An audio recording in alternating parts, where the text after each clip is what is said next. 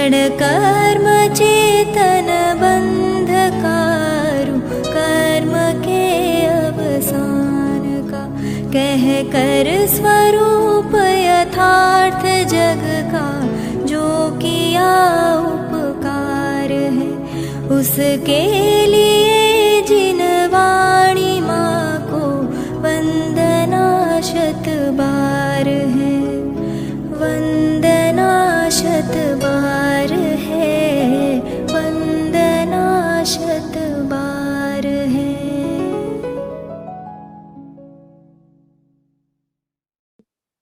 उसके बाद फिर 21 नंबर का जो श्लोक है, जिसकी विशेष चर्चा विगत 5-6 दिन से हम आप लोग कर रहे हैं, उसकी चर्चा करेंगे। मंगलाचरण प्रारंभ करते हैं। परमानंद संयुक्तम निर्विकारम निरामयम, ध्यानहीनान पश्यन्ति निज देहे व्यवस्थितम्।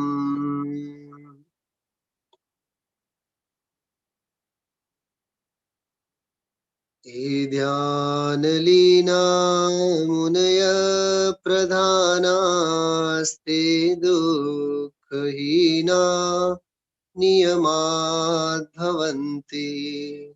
सम्प्राप्य शीघ्रं परमात्मतत्त्वं व्रजन्ति मोक्षं क्षणमेकमेव। आनन्दरूपं परमात्मतत्त्वं समस्तसङ्कल्पविकल्पमुक्तम्, स्वभावलीना निवसन्ति नित्यं, जानाति योगी स्वयमेव तत्त्वम्। चिदानन्दमयं शुद्धं निराकारं निरामयम्, अनन्तसुखसम्पन्नं सर्वसङ्गविवर्जितम्, लोकमात्रप्रमाणोऽयं निश्चयेन हि संशयः, व्यवहारे तनुमात्रः कथितः परमेश्वरे।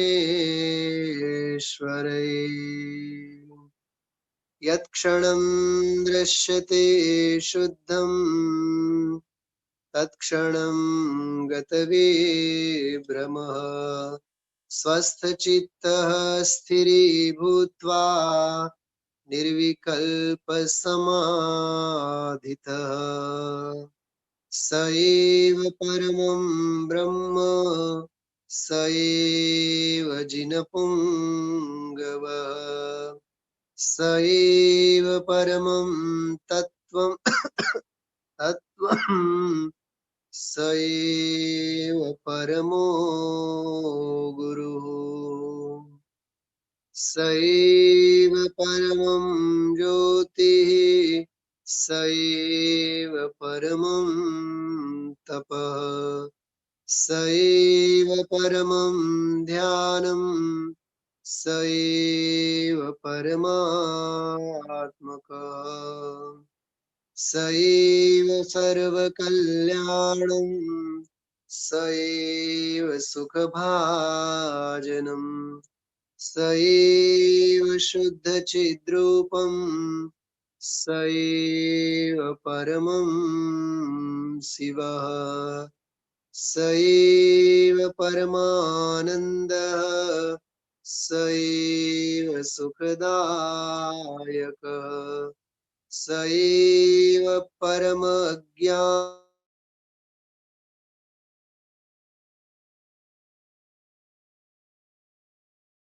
परमाह्लादसम्पन्नं, रागद्वेषविवर्जितं, सोऽहं तं देहमध्येषु यो जानाति स पंडितः।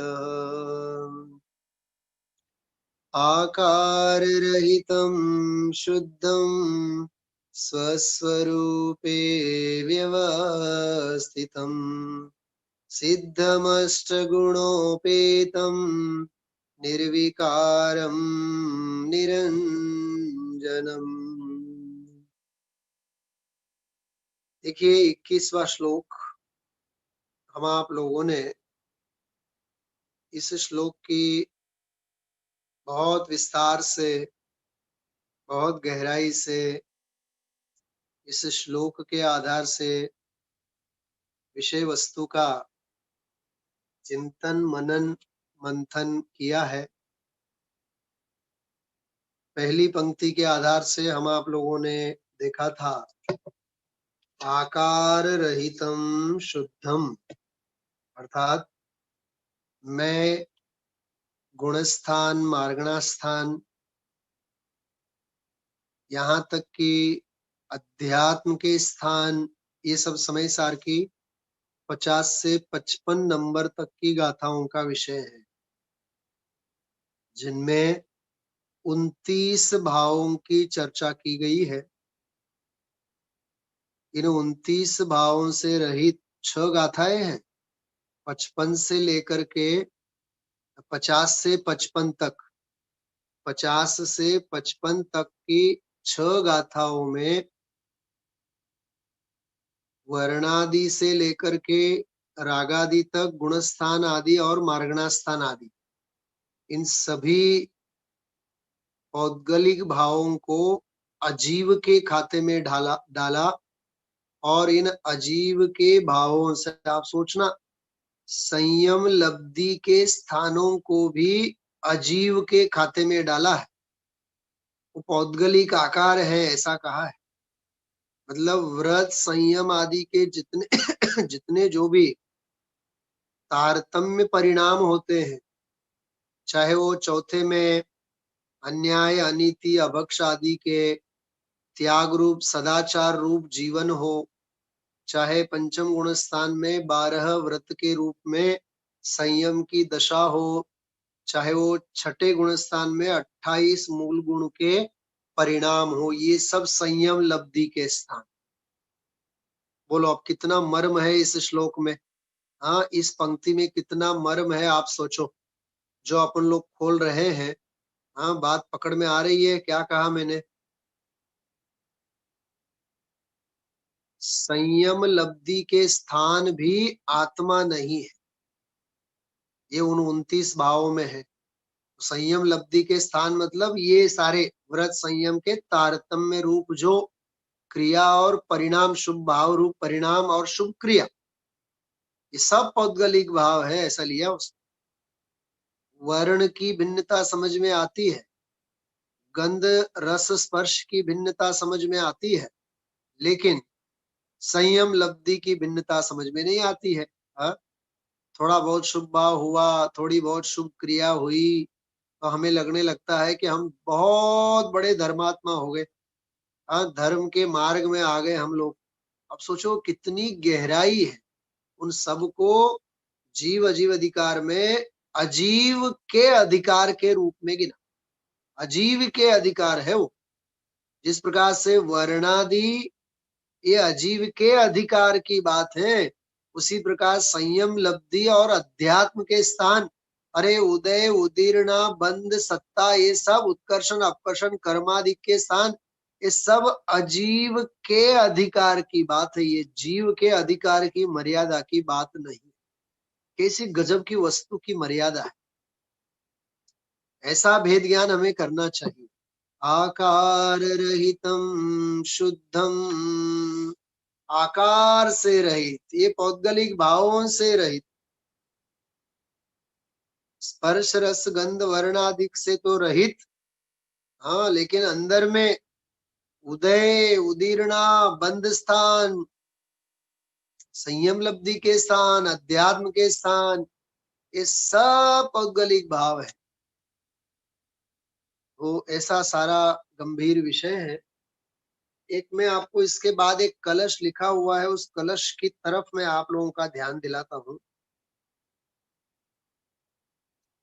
देखिए 2-3 कलश इतने बढ़िया है। एक 37 नंबर का कलश है, बहुत संक्षेप में अपन बात करते हैं। 37 नंबर का कलश है, उसमें लिखा है वर्णाद्या वा रागमोहादयो वा भिन्ना भावा सर्व एवास्य पुंसः। ये सब वो 50 से 55 तक की गाथाओं के बोलों के लिए लिखा। वर्णादि और रागादि और मोहादि, ये जितने जो भी भाव हैं, ये सारे के सारे भाव, वो 29 के 29 भाव, भिन्न भावा, ये सारे भिन्न भाव हैं। सर्व एवास्य पुंस, अस्य पुंस, इस आत्मा से, इस मुझ आत्मा से भिन्न भाव है। आत्मा से भिन्न भाव है, थर्ड पर्सन की बात नहीं कही, इस मुझ आत्मा से भिन्न भाव है। तेनैवान्तस्तत्त्वतः पश्यतोमि नो द्रष्टास्यु द्रष्टमेकं परम स्यात्। इसलिए समस्त ही वर्णादि और रागादिक भाव पुरुष से भिन्न है। ये वर्ण से लेकर गुणस्थान पर्यंत जो भाव है, उनका स्वरूप विशेष रूप से जानना हो तो गोमट सार आदि के ग्रंथों में हमें जानना चाहिए। इसलिए इनसे मैं भिन्न केवल और केवल अपने शुद्ध अंतस तत्व को, जिसे शुद्ध कहा, उसे मैं जानता हूँ, और इसके अलावा कुछ देखने लायक है ही नहीं। एक तो ये कलश 37 नंबर का। अब 39 नंबर का कलश है, बहुत जोरदार। वर्णादि सामग्र्यमिदं विदन्तु निर्माण में कस्य ही पुद्गलस्य। हाँ, कुछ आह्लाद की परिणति उछल रही है। हाँ, समझ में आ रहा है क्या कहा? ये जो वर्णादि से लेकर के गुणस्थान आदि से लेकर के जितने भी भावों को हमने कहा, इन सामग्री को विंदन्तु मतलब जानो, स्वीकार करो। क्या? निर्माण में कस्य ही पुद्गलस्य, ये पुद्गल की ही रचना है, यह पुद्गल के का ही निर्माण है, ये पुद्गल की रचना है, ऐसा स्वीकार कर। समझाए छे क्या कहा? हाँ, गुणस्थान ये आत्मा का कार्य नहीं है।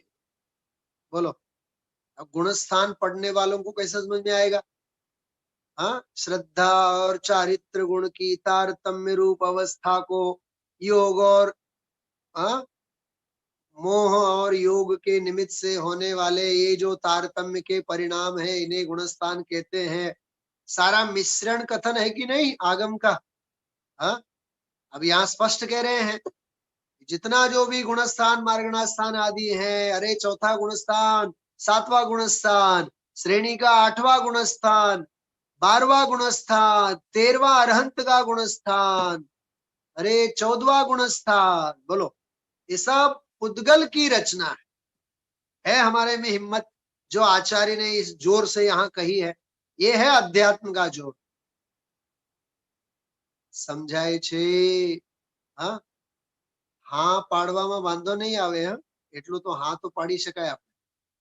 हाँ, लेकिन हमारी पढ़ाई संयोग परक है। हाँ, सापेक्ष पढ़ाई है, इसलिए वो दिमाग में बातें घुसी रहती है अपने, वो कैसे अपने दिमाग में से जाएगी, विचार करो आप। हाँ? मैंने ये नहीं सोचा था कि आकार रहितम शुद्धम की आज फिर से मैं व्याख्या करूंगा। हाँ, लेकिन कितनी चौथी पांचवी बार अपना चल रहा है, 5वां या 6ठा स्वाध्याय है आज इस एक श्लोक के ऊपर। याद है आप लोगों को, जो सब नियमित आप लोग सुनते हैं? हाँ, वर्णादि से लेकर के रागादि भावों तक, गुणस्थान से लेकर के मार्गणास्थान आदि तक, ये जितनी जो भी रचना है, ये ज्ञान स्वभावी आत्मा की रचना नहीं है। क्या गजब की बात है। हाँ? समझाए छे? मैं एक उदाहरण दे रहा हूं, सुनो आप। तीर्थंकरों का शरीर कौन सा होता है? तीर्थंकरों का मतलब शलाका पुरुष, चक्रवर्ती हो, तीर्थंकर हो, कामदेव हो, जो उसी भव से मोक्ष जाने वाले होते हैं, उनका शरीर कैसा होता है? वज्र का होता है ना, वज्र का। हाँ, वज्रर्षभ नाराच सहनन, हड्डी बड्डी जोरदार होती है उनकी, वज्र का शरीर होता है। मैं आपसे पूछता हूँ, वो जो वज्र का शरीर बना हुआ है, इसमें तीर्थंकर के आत्मा का कितना योगदान? प्रश्न समझ में आ रहा है मेरा? हाँ, आत्मा का कितना योगदान, वह पुद्गल की ही रचना है ना, ये कह रहा हूं मैं। हाँ, और हम आप लोग अपनी बॉडी बनाते हैं, कितना अभिमान करते हैं, रोज जिम में जाते हैं, योगा करते हैं, वजन घटाते हैं, वजन बढ़ाते हैं, कितना अभिमान में घूमते हैं हम आप लोग। मैंने बनाया, मैंने बनाया, मैंने बनाया। हाँ, बात समझ में आ रही है? पुद्गल की रचना है, इस बात को पहला स्वीकार करो। हाँ भाई रसिक भाई, ગુણસ્થાન વાંચતી વખતે આ બધું ધ્યાન રાખવું જરૂરી છે। હા, અનંત પુરુષાર્થ કરીને ચોથે ગુણસ્થાને કયો ગયો, એનાથી પણ અનંત પુરુષાર્થ કરીને સાતમા ગુણસ્થાનમાં ગયો, એનાથી અનંત પુરુષાર્થ કરીને શ્રેણી માંડ્યો, એનાથી અનંત પુરુષાર્થ કરીને 12મામાં ગયો, એનાથી અનંત પુરુષાર્થ કરીને 13મામાં ગયો। ઓહો હો હો હો થાય આપણને। અને અહીંયા આચાર્ય શું કહે છે? સૌથી પહેલા ઈ ગુણસ્થાનોને પુદ્ગલની કોટીમાં રાખો। સમજાય છે? समझाए एटलू समझू। हाँ, गुणस्थान का आरोहण आत्मा नहीं करता है, क्या गजब की बात है। हाँ? शुद्ध भगवान आत्मा जिसे कहा जाता है, न उसे गुणस्थान होते हैं, न गुणस्थानों का वह आरोहण करता है, न वह कहीं चढ़ता है, न वह कहीं उतरता है। वह तो चढ़ते और उतरते पर्याय को केवल जानता और देखता है, उसका नाम तो आत्मा है। समझाणु। हाँ? देखो भाई, बहुत जिम्मेदारी का काम है। करणान योग का अभ्यास करना सरल है, लेकिन करणान योग का भूत नहीं चढ़ना चाहिए माथे पे।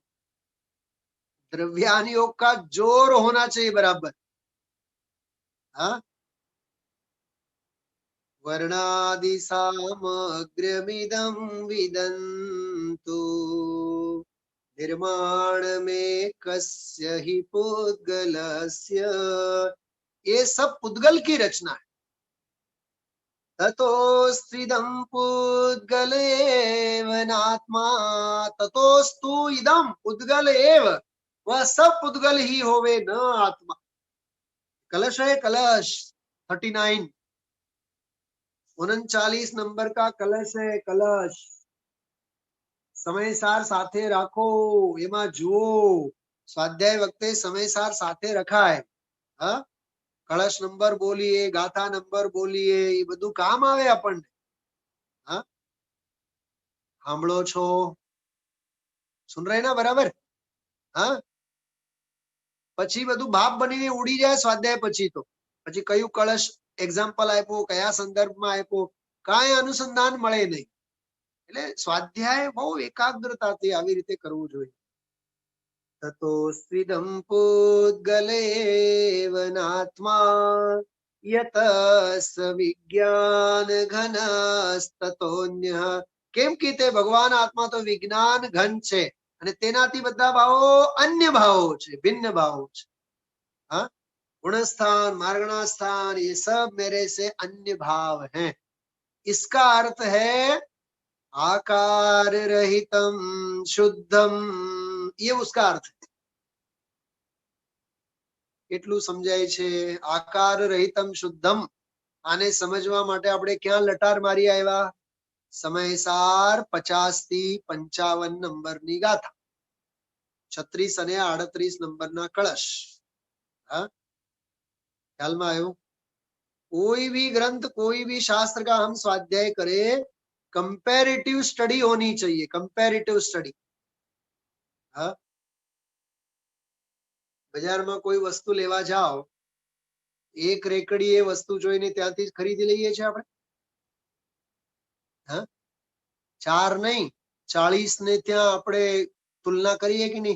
ક્યાં ભાવ ઓછો છે, ક્યાં ભાવ વધારો છે? હા, એમ સ્વાધ્યાયમાં પણ કમ્પેરેટિવ સ્ટડી હોવી જોઈએ, તુલનાત્મક અધ્યયન. હા, આકાર રહિતમ શુદ્ધમ. તો દાખલો આપ્યો 50 થી 55 નંબરની ગાથામાં 29 આકારોની વાત કરી. 29 આકારો ઈ મારા નથી, મારાથી નથી, બધા પૌદ્ગલિક છે. એ અજીવ અધિકારની વાતો છે, જીવ અધિકારની વાતો નથી. સમજ में आई बात?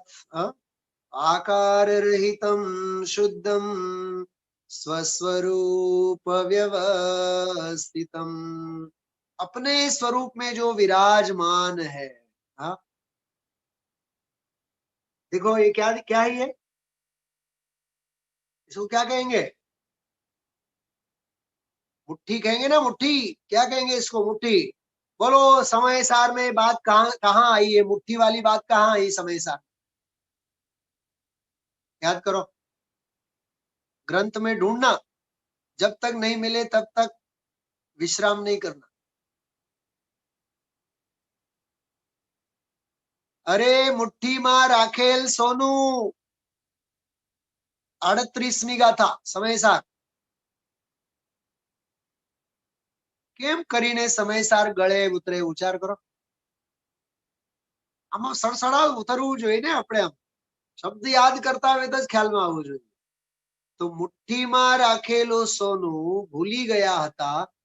हाँ, भूल गए थे. फिर निरंतर विरक्त गुरु के द्वारा समझाए जाने पर, वहां विषय वो अलग है, लेकिन मैं बात कर रहा हूं जो मुट्ठी में रखा हुआ सोना, वो सोना ही था ना, सुवर्ण द्रव्य ही था ना. उस सुवर्ण में कोई अशुद्धि आई? हाँ, किट्टी माँ, काली माँ, खदान में वो सुवर्ण पड़ा हुआ था, तो खदान में उसमें कोई बाद बाकी हुई? कुछ सोना में घटबड़ हुआ? हाँ, समझ रहे हैं आप लोग क्या कह रहा हूं मैं? थोड़ी और बात सुनना. उस सोने को अग्नि में गर्म कर दिया गया, तो गर्म करने के बाद जो गंदगी थी वो चली गई, लेकिन सुवर्ण द्रव्य जो था उसमें कुछ बढ़ा तो नहीं ना. वो तो जितना है उतना ही है ना सुवर्ण. उसके द्रव्य में, उसके गुण में, उसकी पर्याय में क्या अंतर आया? हाँ, चलो उसको अपन ने रिंग बनवाई, 10 रिंग बनवाई, फिर 10 रिंगों को तोड़ करके कान की बालियां बनवाई. सुवर्ण तो उतना का उतना ही है ना. उसका नाम है स्वस्वरूपे व्यवस्थित. वो अपने आप में जैसा सुवर्ण द्रव्य जितना है उतना ही है, जैसा है वैसा ही है. ऐसा ही निगोद अवस्था आई, देवगति की अवस्था आई, चक्रवर्ती की पर्याय आई, तीर्थंकर की पर्याय आई, मुनि की दशा आई, लेकिन आत्म स्वभाव तो जैसा है वैसा का वैसा ही है ना. उसका नाम स्वस्वरूपे व्यवस्थितम. इष्टोपदेश में एक श्लोक आता है बहुत बढ़िया. इष्टोपदेश में अंत में श्लोक आता है, जो निगोद में सो ही मुझ में सो ही मोक्ष मझार, अंतर भेद कछु भी नाही, भेद गिने संसार. सच में देखा जाए, जो निगोद में है वही मुझ में है. हा? और जो मुझ में है वही सिद्धों में है. अंतर में कोई अंतर नहीं है, अंतरंग में कोई फर्क नहीं है. जो जैसा स्वरूप है वैसा का वैसा ही है. हाँ, करोड़पति एप्पल खाता है और गरीब एप्पल खाता है, एप्पल में क्या फर्क है? क्या कहा? करोड़पति चांदी की थाली में एप्पल खावे और गरीब फुटपाथ में जो है ना हाथ में लेकर के एप्पल खावे. एप्पल फल की गुणवत्ता में कोई फर्क है? कोई फर्क नहीं है. हाँ, एक बहुत सुंदर उदाहरण सुनना. विदेह क्षेत्र में साक्षात भव्य जीव वहां सीमंद्र भगवान की वाणी सुन रहे हैं, और हम आप लोग यहाँ ऑनलाइन बैठ करके परमानंद स्तोत्र का पाठ पढ़ रहे हैं। जिनवाणी जिनवाणी में कोई फर्क है? हा? जो वीतरागता की बात वहां चल रही है, वही वीतरागता की बात यहाँ चल रही है। जिस आनंद की चर्चा वहां होती है, वही आनंद की चर्चा यहाँ होती है। हा? जिस आत्मा परमात्मा की चर्चा वहां होती है, उसी आत्मा परमात्मा की चर्चा यहाँ होती है। फर्क क्या है बताओ? फर्क इतना है, यह भरत क्षेत्र है, वहां विदेह क्षेत्र है। वहां साक्षात भगवान विराजमान है, यहाँ परोक्ष रूप से हम उनको याद कर रहे हैं। हा? तत्व तो वही है ना, ये कह रहा हूं मैं। तत्व तो देखो, अज्ञानी के अज्ञान में भाव करने से तत्व में कोई परिवर्तन होने वाला है? बताओ आप। 2 और 2 कितने होते हैं? 4 होते हैं कि नहीं? अब समझो, मैं मानू ही नहीं 2 और 2 4 होते हैं, ये नहीं मानू। 2 और 2 5 होते हैं, मैं ये मानू। लेकिन मेरे मानने से क्या होता है? मेरे मानने से 4 की गिनती बदलने वाली नहीं, और मेरे नहीं मानने से उसमें कोई परिवर्तन होने वाला नहीं। उल्लू होता है ना, उल्लू, ओल बोलते हैं जिसका, औल, औल, या आउल बोलते हैं ना, आउल। ये उल्लू के नहीं मानने से सूरज खत्म हो जाएगा? ये तो उल्लू का दुर्भाग्य है कि सूर्य को वह देख नहीं सकता है। देख नहीं सकता है, और देखने वाले कहें तो मान नहीं सकता है। ये दुर्भाग्य सूरज का नहीं है, ये दुर्भाग्य तो उस उल्लू का है। हाँ? यस्य नास्ति स्वयं प्रज्ञा पुस्तकम किम करिष्यति। पुस्तक क्या करने वाला है? यस्य नास्ति स्वयं प्रज्ञा, जन्म भेजूज નથી। यस्य नास्ति स्वयं प्रज्ञा, जिसके पास खुद की बुद्धि नहीं है। क्या कहा? जिसके पास खुद की बुद्धि नहीं है, पुस्तकम किम करिष्यति। हाँ? लोचनाभ्याम विहीनस्य, जिसके पास आंख ही नहीं है, दर्पण किम करिष्यति। एक उदाहरण याद आ गया, मेडिकल साइंस का बहुत जोरदार उदाहरण है, और अनुभव प्रकाश में पंडित दीपचंद जी कासलीवाल साहब ने ये उदाहरण दिया है। सुनना ध्यान से। एक आदमी गया, बोला कि मेरी माँ बहुत बीमार है, तो दवा दो। तो वैद्य ने दवा दी और कहा हिला हिला के पिलाना। क्या कहा? हिला हिला के पिलाना। प्रकाश भाई, किसको हिलाना था? हाँ, उस दवा को हिलाना था ना। लिखा रहता है, क्या बोलते हैं, सेक बिफोर यूज। उसके ऊपर लिखा रहता है सेक बिफोर यूज। मुझे वो महामंत्र लगता है, और वो पढ़ने की आदत रही ना, तो सबसे पहले पूरा डिटेल में पढ़ता हूँ। उसके ऊपर लिखा रहता है सेक बिफोर यूज, उसको हिलाया जाता है। अब वो आदमी गया, अपनी माँ से कहा कि आओ बैठो कुर्सी के ऊपर, और जोर जोर से उस माँ को हिलाने लगा। हिलाना किसको था? हिलाना तो दवा को था। हाँ प्रकाश भाई, ये आपके ऊपर तो जोरदार घटित होता है क्यों? मम्मी भी साथ में बैठी रहती है। हाँ, तो माँ को हिलाना नहीं था, दवा को हिलाना था। हाँ, समझ रहे हैं बात? ये उदाहरण दिया 250-300 साल पहले, 400 साल पहले। हाँ हाँ हाँ, જોયું જોયું, માજી બેટા છે સાથે। हाँ, मम्मी साथे બેઠા છે। सरस। देखिए, समझने की बात है। हाँ, क्या कह रहे हैं, कैसा कह रहे हैं, हाँ, संदर्भ के अनुसार अर्थ करना आना चाहिए। कहने का मतलब ये है भाई, सुवर्ण तो सुवर्ण है, शास्त्र तो शास्त्र है, तत्व तो तत्व है। नहीं मानने वाला अज्ञानी है, मानने वाला ज्ञानी हो जाता है। हा? क्योंकि तत्व तो स्वस्वरूपे व्यवस्थितम, तत्व तो जैसा है वैसा वह अपने आप में व्यवस्थित है। तो आत्म स्वभाव को जो सही मानता है वो ज्ञानी होता है, नहीं मानता है वो अज्ञानी बना रहता है, हाँ, बहिरात्मा बना रहता है। तो स्वस्वरूपे व्यवस्थितम, सहज ज्ञान, सहज दर्शन, सहज सुख, सहज वीर्य, अनंत ज्ञानात्मक, अनंत दर्शनात्मक, जैसा आत्मा का स्वरूप है वैसा का वैसा मौजूद है। बराबर। हम माने तो अपना भाग्य, नहीं माने तो अपना दुर्भाग्य। हाँ, समझ में आई बात? ये वाली बात बहुत सुंदर है। आकार रहितम शुद्धम। मैं बस संक्षेप में इतना ही कहना चाहता हूं, अपने आप को संयोगों से मत देखो, अपने आप को धंधा व्यापार पैसा आदि शरीर आदि संयोगों से मत मापो। हाँ, स्वभाव से देखो तो सुखी होंगे, संयोगों से देखेंगे तो दुखी होंगे। क्या कहा? संयोगों से देखे सो बहिरात्मा, स्वभाव से देखे वह अंतरात्मा, और स्वभाव में ही देखता रहे वह परमात्मा।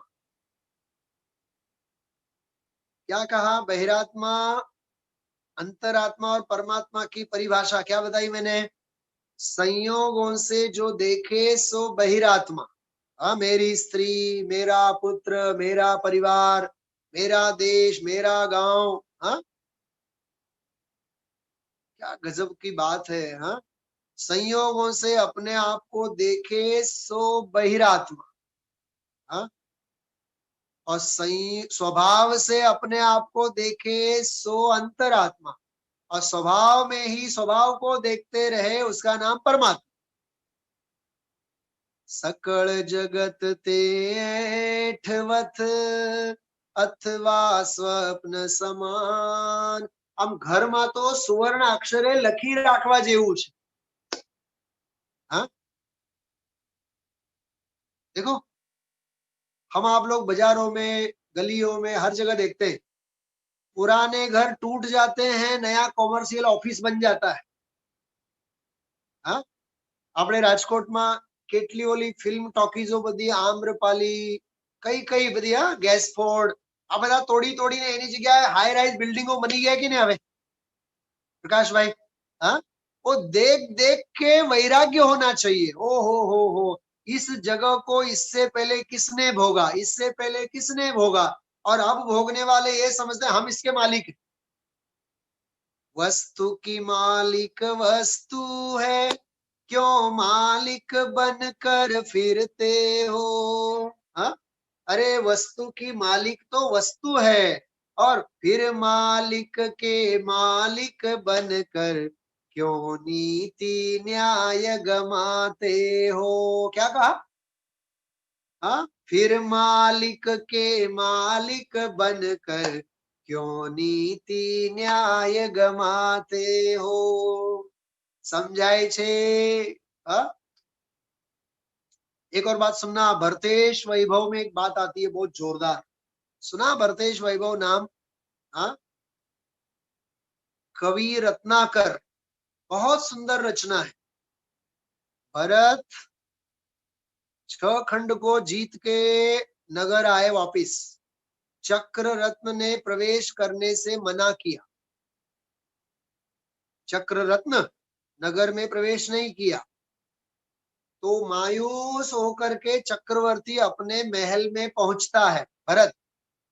तो माँ बोलती है, बेटा आज तो तूने 6 खंड के ऊपर जीत हासिल की है, तुझे तो आज उत्साह मनाना चाहिए। हाँ, तेरा तो कैसा सौभाग्य है। तो मालूम भरत चक्रवर्ती क्या कहता है? तू तो बहुत भाग्यशाली है। तो भरत ये कहता है, माँ तुम कुछ भी कहो लेकिन मुझे गाली मत दो। क्या कहा? तुम और कुछ भी कहो मैं सहन कर सकता हूं, लेकिन मुझे गाली मत दो। क्यों? क्योंकि मैं आपको पढ़ के बताऊं, थोड़ा सा 1 मिनट मुझे टाइम लगेगा वो निकालने के लिए, 1 ही मिनट। तो माँ ने पूछा कि ऐसा क्यों?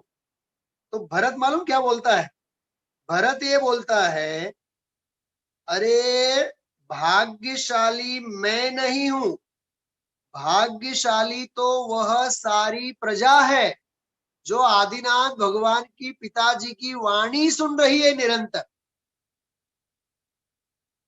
जिनको तत्व ज्ञान सुनने का निरंतर सौभाग्य प्राप्त हुआ है वे सौभाग्यशाली हैं। भाई राजू भाई, हाँ, इस 6 खंड को जीतने में जो लगा है वो भाग्यशाली नहीं है। भरत ये कह रहा अपनी मां से। सुनना और ध्यान से सुनना। निकल गया, बस वो पेज में निकाल रहा हूं।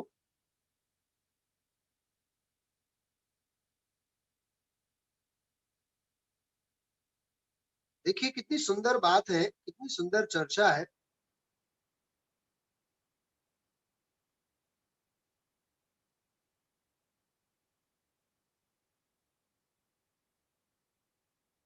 देखो भरत क्या बोल रहा है, सुनना आप। ये आप कुछ भी कहो, स्टोरी में अभागा भरत के नाम से एक सुंदर प्रकरण है। आप कुछ भी कहो, उसमें है ये अभागा भरत।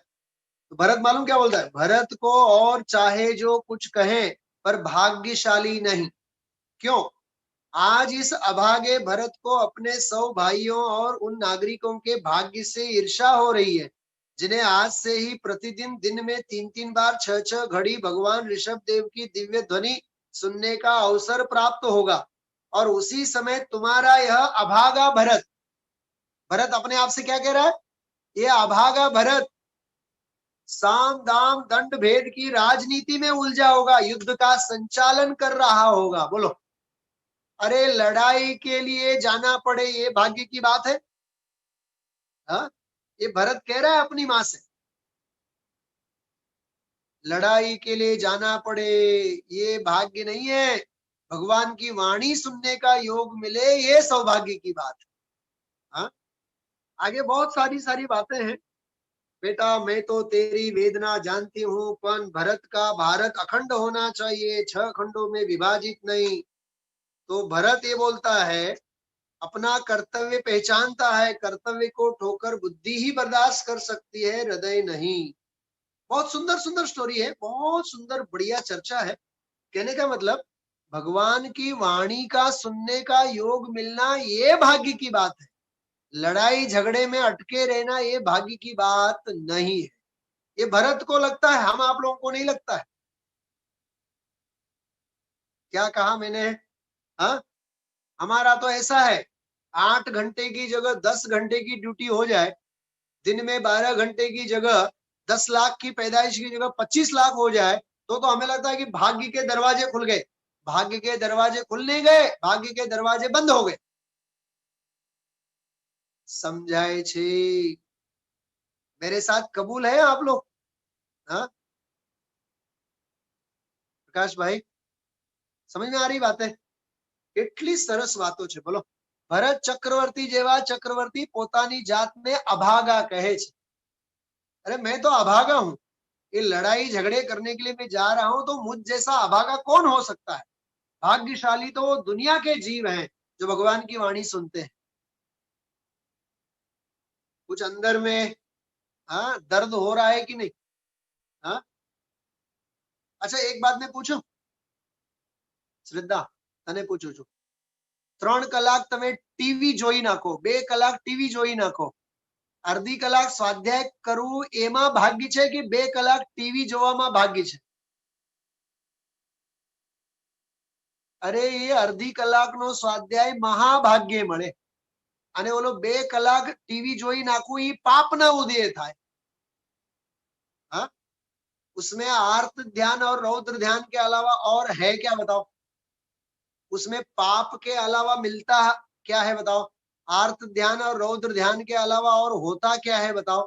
हाँ, समझ में आ रही बातें? तो ये बहुत सुंदर शांति से इस विषय को इस रूप से हमें सोचना चाहिए। आकार रहितम शुद्धम स्वस्वरूप व्यवस्थितम। तीसरा विशेषण अपन ने लिया था, सिद्धमष्ट गुणोपेतम निर्विकारम निरंजनम। सिद्धमष्ट गुणोपेतम, सिद्धों जैसा मैं 8 गुणों से अलंकृत हूं, ये कह रहे। बोलो, संसारी होने पर भी सिद्ध जैसा स्वरूप मेरा विद्यमान है। आठों गुणों से मैं अलंकृत हूँ। हाँ, मैं हूँ सिद्ध परमात्मा, मैं हूँ आत्म राम, मैं ही ज्ञाता ज्ञेय को चेतन मेरो नाम। मैंने कहा था नियम सार के आधार से ये विषय समझने जैसा है। नियम सार में 2-3 गाथाएं आती हैं जीव जीव अधिकार के अंतर्गत, शुद्ध भाव अधिकार के अंतर्गत गाथाएं हैं। इसमें ये बात बहुत गहराई से ली है कि जिस प्रकार से सिद्ध भगवान 8 गुणों से अलंकृत है, उसी प्रकार भगवान आत्मा हरेक का निगोद से लेकर के सिद्धों तक और सिद्धों से लेकर के निगोद तक के सारे जीव 8 गुणों से अलंकृत हैं। बहुत सुंदर गाथाएं हैं। थोड़ा बहुत देखो भाई, स्वाध्याय हम आप लोगों को करना चाहिए। हाँ, 2, 4, 6 घंटे हम आप लोगों को निरंतर स्वाध्याय, चिंतन, मनन, जिनागम का आलोड़न हम आप लोगों को करना चाहिए। देखिए 47 नंबर की गाथा है 47। हाँ 47 कितनी देर लगी मुझे निकालने में? कितनी देर लगी? 30 सेकंड में निकल गया। हाँ, ये सब अपने पास होना चाहिए। हाँ देखो, जारिसया सिद्धप्पा भव मल्लिय जीव तारिसा होंती, जर मरण जम मुकाठ गुणालंकिया जेण, जेवा जीवो छे सिद्धिगत तेवा जीवो संसारी छे। देखो, जिस प्रकार के सिद्ध भगवान है उसी प्रकार संसार में रुलने वाले जीव हैं।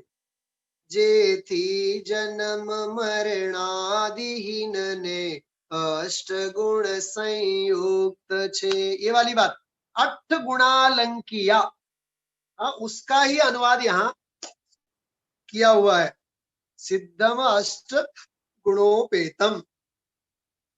तो शुद्ध द्रव्यार्थिक नय के अभिप्राय से संसारी जीवों में और मुक्त जीवों में कोई भी फर्क नहीं है, ऐसा इसमें लिखा। और इस कलश के, इस गाथा के बाद एक कलश आया हुआ है बहुत बढ़िया, 71 नियम सार 71 नंबर का कलश है। उसमें लिखा है, प्रागेव शुद्धता येषां सुधियां कुधियामपि, नयेन केनचिद्येषां तेषां भिदां कामपि वेद्मयम्।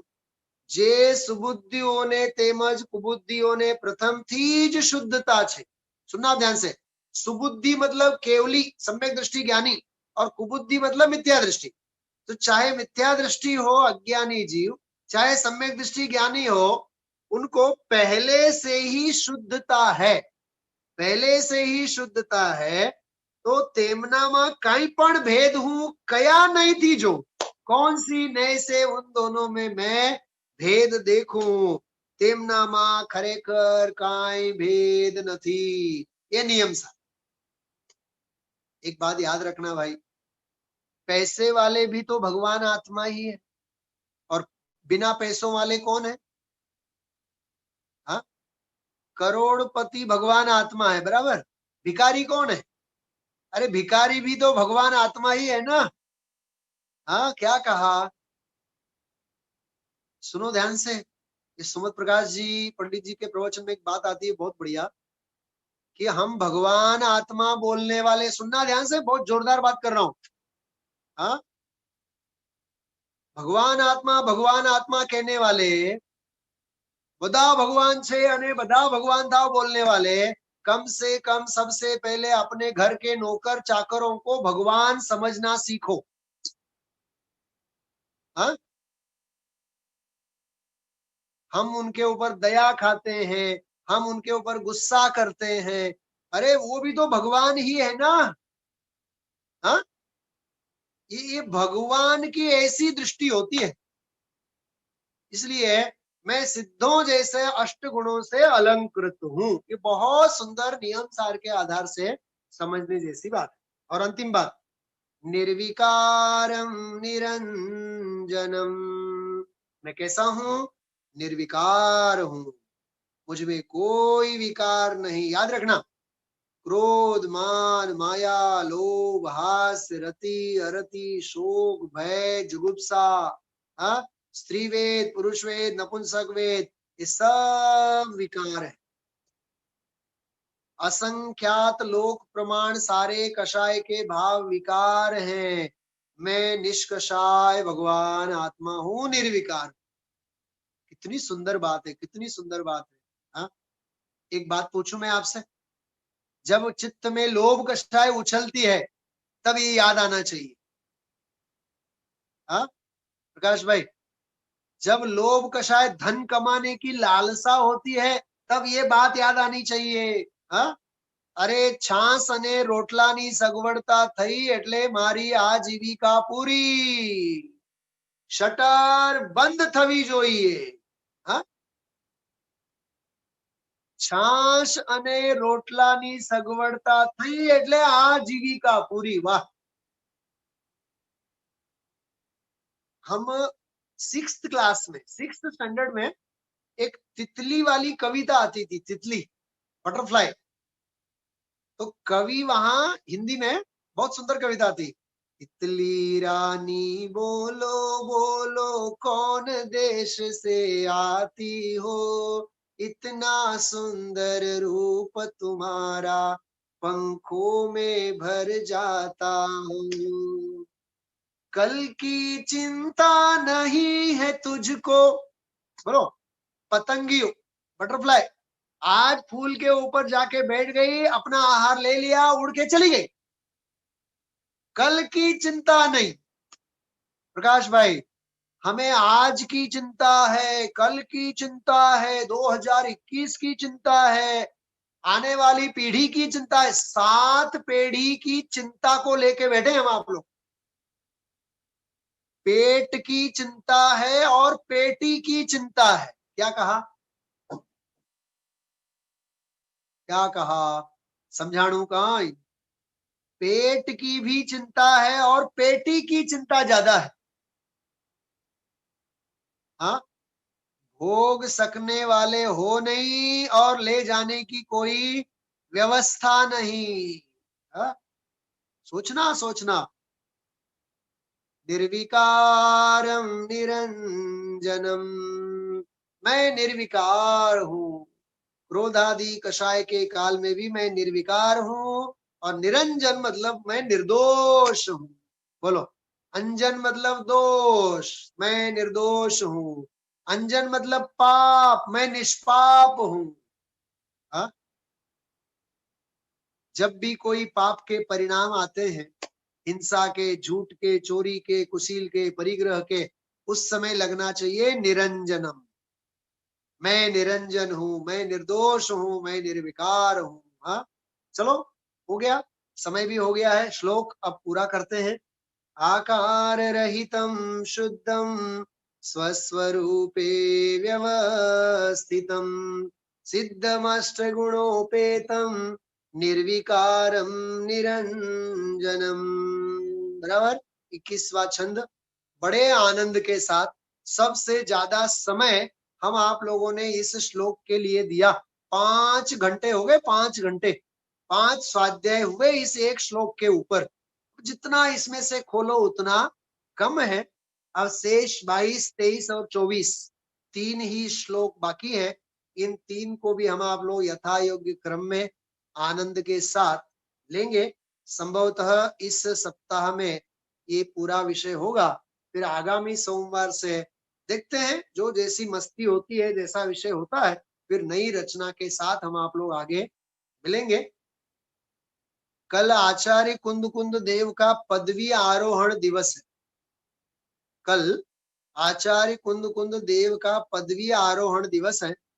कल प्रातः काल का स्वाध्याय हम आप लोग आचार्य कुंद कुंद देव के जीवन चरित्र के ऊपर ही लेंगे।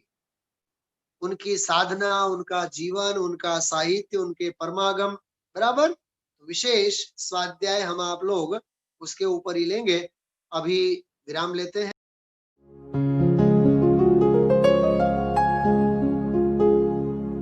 निज निधि निज में बताए, यह अनंत उपकार है।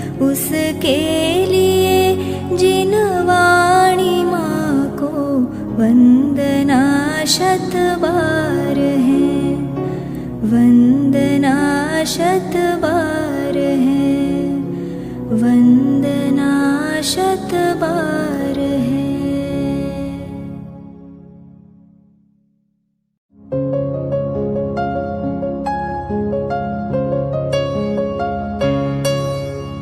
हे जिनवाणी भारती तो ही जपो दिन रैन, जो तेरी शरणा गहे सो पावे सुख चैन। जावाणी के ज्ञान ते सूझे लोकालोक, सोवाणी मस्तक नवो सदा देत हो ढोक, सदा देत